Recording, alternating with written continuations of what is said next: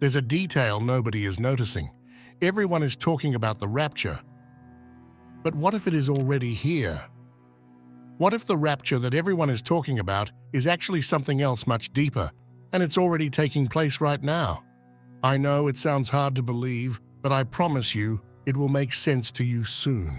You weren't supposed to miss this moment, but not everyone will recognize it before it's too late. And if you're still thinking you're not being affected by this, then I have some news for you. This shift won't leave anyone untouched. Whether you believe in prophecy, astrology, or nothing at all, your life is already brushing against this current. The collective energy is too strong. It doesn't ask for permission. It pulls everything into motion. And here's the twist. Those who fight it the hardest will feel it the most. This is why awareness matters. If you don't see what's unfolding, you'll get dragged by it instead of rising with it. The Feast of Trumpets has always carried mystery. But what if the trumpet wasn't a horn in the sky, but a signal vibrating inside you? Think about it. A sudden restlessness you can't explain. A call to step away from meaningless habits you once tolerated. A feeling that something inside you has been reignited, as if your soul was just shaken awake. That's the trumpet. It's not a sound you hear with your ears. It's a call you feel in your bones. Chosen ones describe it as an inner shock, a summons that refuses to let them go back to who they were. It's a hunger for purpose, for alignment, for something more real than the hollow noise of the world. And if you've been feeling that burning urge, that inner pressure to move differently, then you've already heard the trumpet. You've already been called out of the crowd. But here's the part no one is talking about. The trumpet doesn't just summon, it also warns. It marks the point of no return. Once you hear it, life will never feel the same again. Every shift in history has had its forerunners, those rare people who stand at the edge of the unknown and step forward when everyone else is still frozen. Today, that role belongs to the chosen ones. They are not here to preach from pulpits or shout from rooftops. They are here to embody the shift. Their lives, their choices, and their very presence become the proof that a new way of being is possible. When the spiritual rapture is spoken of, many imagine escape, but what if it's not escape at all? What if it's assignment?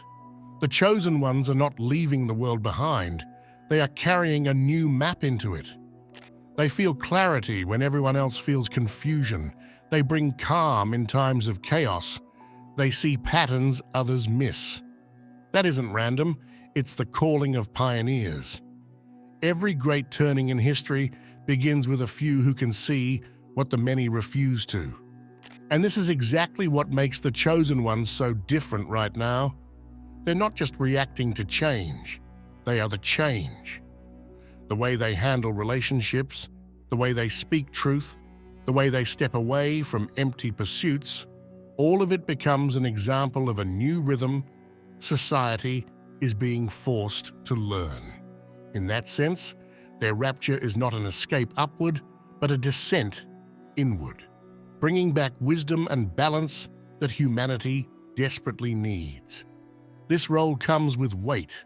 Pioneers never walk an easy path. They're often misunderstood, dismissed, or even mocked. But that is the cost of holding a torch in the dark. When they are accused of being different, it's true. They are different. Different in the same way that trailblazers have always been different. And in time, the very people who resisted them will look back and realize it was the chosen ones who carried the world into its next chapter. Chosen ones don't wait for permission to lead. They live in such a way that leadership becomes undeniable. So if you've been feeling pulled out of the ordinary and pressed into a kind of responsibility you never asked for, understand this: you're not being punished. You're being positioned. History doesn't remember the comfortable, it remembers the pioneers.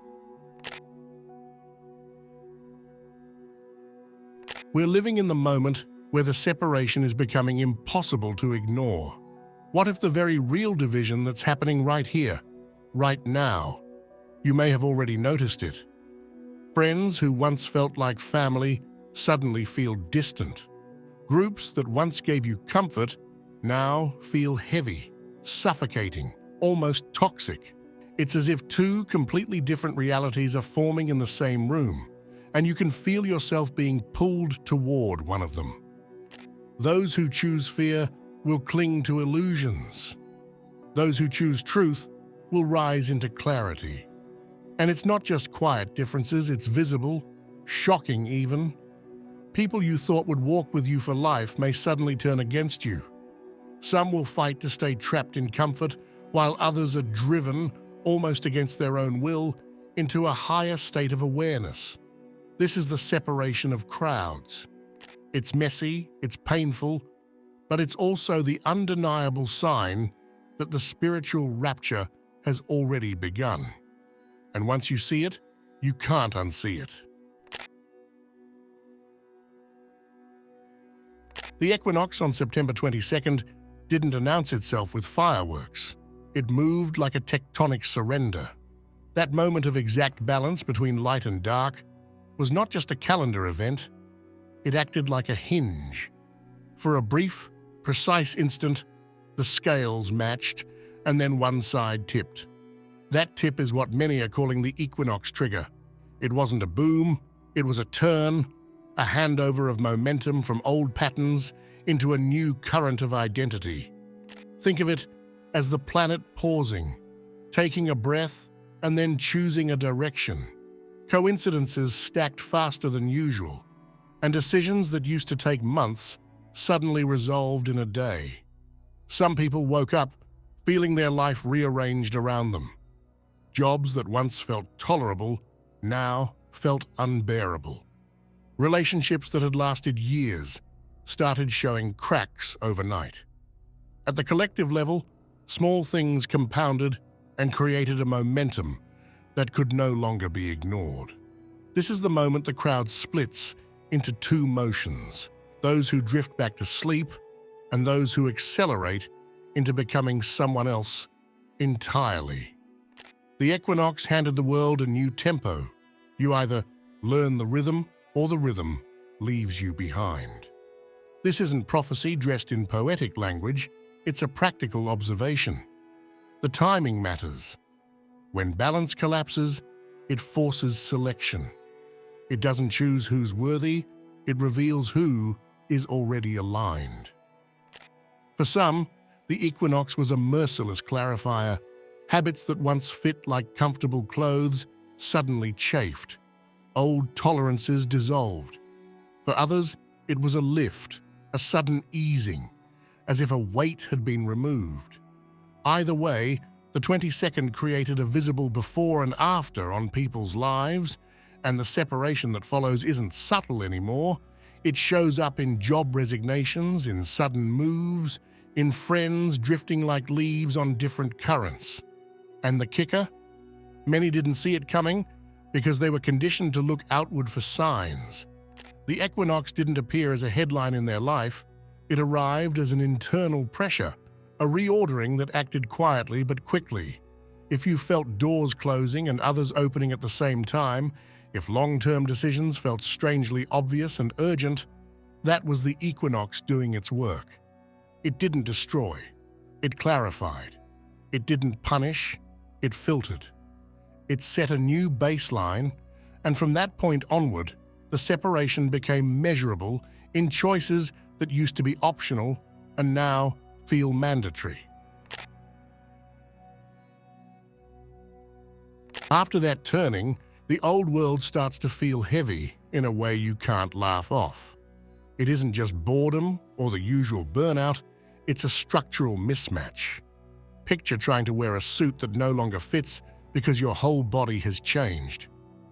Crowds that used to feel energizing now feel like a room full of static. Conversations that were once easy now need an effort that you can't be bothered to make. There's a subtle but unmistakable repulsion. Everything small, petty, and shallow suddenly pulls like lead. This heaviness shows up in mundane ways with dramatic results. Meetings that once passed the time become intolerable. Small talk becomes abrasive. Family dynamics that relied on code or old roles break because the roles no longer match the new vibration of the person who sits at the table. People who used to be anchors now feel like weights. The chosen ones, those who answered the inner call, experience life like they are carrying two worlds at once, physically present in the old, energetically rising into the new. That split builds friction. Friction becomes heat. Heat brings change. The old world doesn't beg you to leave it. It just becomes unbearable for those who refuse to pretend. This explains the sudden exits you see everywhere. Quiet, clean breaks, abrupt relocations, jobs abandoned without obvious reason. It's not escapism, it's the body and the soul refusing to cooperate with a life that no longer matches their newly discovered frequency. And because this separation is relational as much as it is internal, the heaviness isn't solitary, it radiates out. People start to notice who's moving with them and who's not. The difference becomes the obvious reason some friendships deepen into fierce loyalty while others dissolve with hardly a goodbye. What's important to understand is that this heaviness is not a moral failure on anyone's part. It's an energetic reality. For those rising, it feels like a clearing. For those remaining, it's a shelter of familiarity. Both reactions are human. The drama comes when the two worlds still live in the same social ecosystem, workplaces, families, neighborhoods, and neither side can pretend the other's experience isn't real. That tension is the engine of transformation right now. Inside, it lies both the pain of loss and the possibility of an entirely new way of being. But here's where it gets paradoxical. As chosen ones rise into this role of pioneers, many of them feel a forceful pull away from the very crowds they are meant to influence. And this isn't because they've become too sensitive or too fragile, it's because true transformation never happens in the noise. It happens in the silence. Think about every forge in history. Metal is not shaped in the market square, it is shaped in the fire, away from distraction, in the stillness where the heat can do its work. In the same way, chosen ones are being drawn into solitude. They're stepping back from endless conversations, constant activity, and shallow entertainments, not to hide, but to harden. This solitude is not an escape from life. It is the birth chamber of a new self. Isolation is not punishment, it is preparation. And this isolation doesn't always look like going off to the mountains. It can happen in the middle of a crowded city, when someone simply loses interest in the noise around them and begins to live from a different rhythm. They may still show up to work, to family gatherings, to daily responsibilities, but they carry a private space within them, a sanctuary where they are being reforged. This is why chosen ones often seem detached or less available during times of transition. It isn't arrogance, it isn't disconnection. It's focus. They are being pulled into themselves so that when they emerge unshakable. And it is in that solitude that the rapture becomes undeniable, because they rise above the crowd while still standing among it. Those who embrace solitude now will carry strength the crowd cannot imagine later. And the truth is, this isolation is not forever. It is seasonal. Just like the caterpillar disappears into the cocoon, the chosen ones must vanish into silence for a time. But the world knows what comes next. When they return, they will not return as the same. They will return as the very proof that transformation is real, that the rapture has already begun. Most people are still waiting for the rapture as if it's a headline event, something they'll see on the news or hear about. But what if it has already started for the chosen ones? And the proof isn't found where you think it is, it's found in your daily life, in the things you feel, in the subtle shifts no one else can explain. Maybe this is what it was about all this time. You've probably noticed it already. When the world goes into chaos, when everyone else is spiraling in fear, you feel strangely untouchable. Not in an arrogant way, but in a way that feels almost otherworldly. Panic doesn't grip you like it used to. Fearful news doesn't rattle you the same way it rattles others. It's as if a shield has been placed around your spirit, and no matter what storm hits, you're still standing. That's not luck. That's alignment. That's the rapture already pulling you above the noise. Peace in the middle of chaos is not normal. It's the mark of those already rising. And people notice it, even if they can't explain it. They're drawn to you.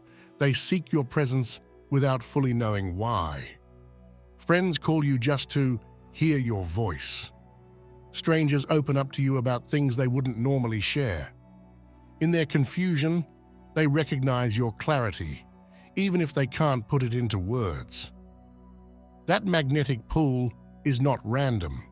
It's the energy of the rapture moving through you, elevating you into a place where you become a lighthouse for others, still drowning in the fog. What used to scare you now looks powerless. The things that once seemed like giants now feel like shadows on the wall.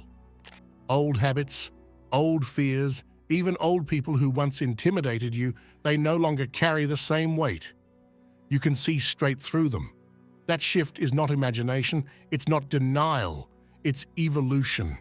It's the spiritual rapture, stripping illusions away and revealing how powerless those things really are when you no longer feed them with your fear. Fear only controls you when you bow to it. The moment you rise, it bows to you. And maybe the strangest sign of all is this unshakable pull to rise. It feels almost physical at times, like gravity itself can't hold you down the way it used to. You wake up with a sense that something bigger is happening, that your life has already crossed into new territory. You can't go back to meaningless distractions because they taste hollow now. You can't force yourself to shrink into who you used to be because that version of you doesn't even exist anymore. This could be the proof. The prophecy is here. It's inside you. It's the invisible elevation that explains why you don't think, feel, or move like the crowd anymore. Others might be waiting for a trumpet, but you already heard it. Others might be waiting for a savior in the clouds, but you already rose. And the most shocking part? You're only at the beginning of what this rapture is about to make of you. At some point soon, you'll notice the way people look at you has changed, not because you forced it, but because something about you now sits on a different shelf of reality. People who used to breeze past you without a second glance will pause. Those who once mocked or dismissed you will start asking questions with a new tone, like they've finally realized there's something they don't understand and they want in. This shift isn't about fame or approval, it's about presence. You begin to occupy a space in other people's perception that wasn't there before simply because your internal shape has shifted and your life no longer matches the small expectations they once had for you. It's subtle at first, a longer look in the eyes, a tone of voice that carries curiosity instead of dismissal, a handshake that lingers. Then it becomes obvious. Colleagues who once overlooked your input start deferring to your opinion. Old friends who minimized you suddenly ask for your perspective. Strangers confide things in you on the street. People don't change because you want them to. They change because your presence makes them curious. And that curiosity pulls them toward you. They're sensing something that isn't words. They're sensing a steadiness, a clarity, the kind of calm that makes chaos look like noise. This is not manipulation. This is not vanity. It's the simple physics of resonance. When your life lines up with a different standard, you vibrate in a way that other people can't ignore. They begin to measure you against old categories and find the categories don't fit. That mismatch causes attention. Attention breeds questions. Questions lead to interest. And interest, when sincere, changes relationships. People who once mattered because they reinforced your old identity now flip into new roles. Backseat passengers, critics, or suddenly, supporters. The social map redraws itself around you. Respect is the mirror of your inner work. When you stop pretending, the world starts listening. You may also notice the strange social dynamic where those who were once loudest about you become quieter, and those who barely registered come forward. It's confusing because it feels arbitrary, like one day the world rewrites its script without your input. But it isn't random, it's response. The world is calibrating to a new signal, and it's choosing who to follow based on who's actually living by it. Doors open in ways that used to require years of begging. Opportunities appear because people trust the steadiness they now sense in you. You will be treated differently not because you are louder, but because you are truer. What if this prophecy was actually about the next stage of human growth, and it's unfolding right in front of us? Not a vanishing act, not a final curtain, but a natural step in the long arc of consciousness. For centuries, humanity has been wrestling with questions of meaning, identity, and truth. Now it feels as though those questions are reaching a boiling point. Something is shifting, not just in isolated seekers or mystics, but across entire groups of people. The way we see life, relationships, and even time itself is changing. The rapture might not be an ending, it might be an evolution. Look around and you'll notice it. Conversations that would have been dismissed as fringe a decade ago are now on everyone's lips. People who never cared for spirituality are suddenly searching for answers. Even skeptics feel a strange pressure in the air, as though their own routines no longer satisfy them. This is not coincidence. When enough individuals begin to elevate their awareness, society itself begins to tilt. It makes sense when you think about it. Every era of history has its leaps, fire, language, electricity, the digital age. Why would human consciousness be any different? The greatest evolution is not in our tools, but in our perception. Perhaps what we are witnessing right now is the collective nervous system of humanity rewiring itself, preparing us to live not as fractured, fearful individuals, but as beings who recognize their unity and responsibility to each other. The trumpets, the prophecies, the warnings, they might all be metaphors pointing toward this shift. But remember, this is just a spiritual take on the prophecy. We don't know for certain, but it could very well be what was meant all along. Of course, the truth is we can't fully know. We don't know if this is the rapture, the awakening, or just another wave in the ongoing sea of human change. What we do know is that it feels different. The energy is undeniable. The sense that something has already begun is too strong to ignore. Maybe this is what was meant all along, not waiting to be lifted out of earth, but realizing we were always meant to bring heaven here. And here's the beautiful part: you don't need to figure it all out at once. You don't need to label it or even believe in it for it to be real. Evolution does not ask for permission, it simply happens. If the rapture is a spiritual evolution, then every step you take in honesty, clarity, and awareness is already proof you are part of it. The best news: this isn't a story of loss or fear or leaving people behind. It's a story of becoming more alive, more awake, more present. So maybe the rapture isn't coming. Maybe it's already here, and it's less about waiting for the end, and more about realizing we've just stepped into the beginning. If you're still watching, I'd like to thank you for your attention. If you enjoyed the content and want to see more, please consider clicking the subscribe button. Your support is very appreciated. Feel free to share your experiences or thoughts in the comments below. Until next time, take care and subscribe for more insightful content.